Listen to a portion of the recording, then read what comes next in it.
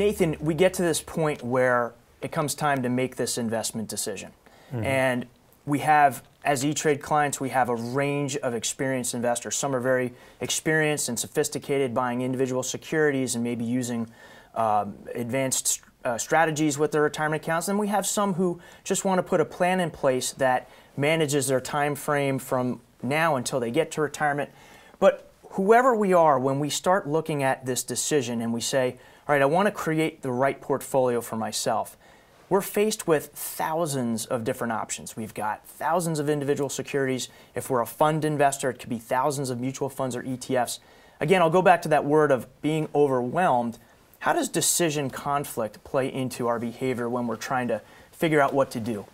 Well, Mike, there's a couple of ways it plays in. And again, we have to think of ourselves not as such a rational creature, but as a human being who has emotions and feelings and fears and all these things. And when you think about a decision, one of the key things that comes up is decisions are hard. And some people don't like to make them, especially if they're not sure what they should be choosing. They're not sure what outcome they're even looking for. And so there, they get frozen and they say, I'm not going to do this now, and they walk away, and they never do it. So there's even a recent study that showed the more options you put in a 401k or in a retirement plan, you put in 10 more options, you get 2% fewer people actually participating at all. Giving more choice leads to fewer people doing it. Why? Because they're overwhelmed. So what are some ways to relieve this conflict?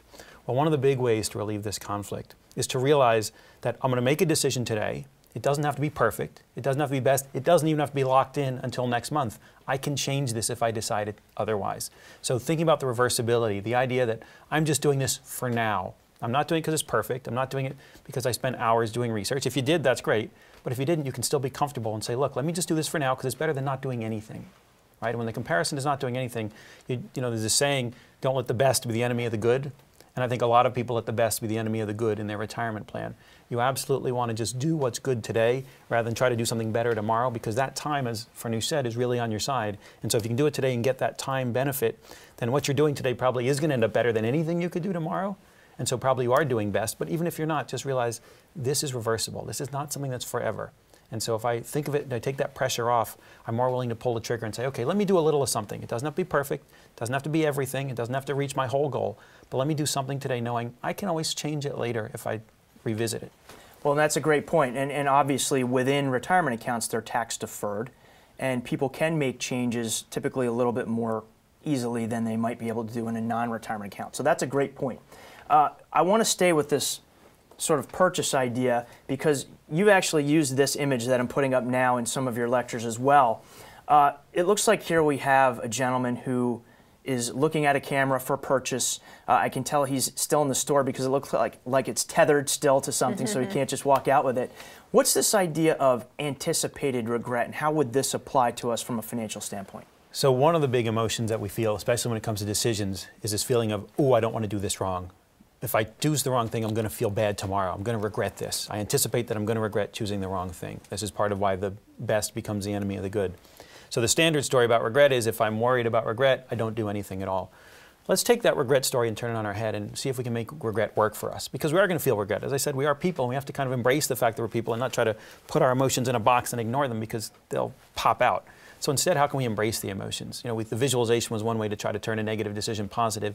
Here's another way. If we think about regret, instead of anticipating the regret of if I choose the wrong investment vehicle or I choose the wrong savings amount or the wrong match or the wrong provider, let me instead think about the regret of 10 years from now I still haven't started saving. Think of the regret then. I will have missed this opportunity. Any money I put away today is going to get multiplied by more than any money I put away tomorrow. And so every day that I don't save, I'm actually losing an opportunity to get a bigger multiplier on my money. And so if I can put on that mindset, sort of explicitly say to myself, look, I should really worry about this regret, the regret of not doing anything, the regret of 45 looking down at my 401k and seeing I haven't started it yet, or there's only $10,000 in it and I'm halfway through my work life, right? If you can turn the regret to your favor, then we know that these kinds of emotions are powerful motivators.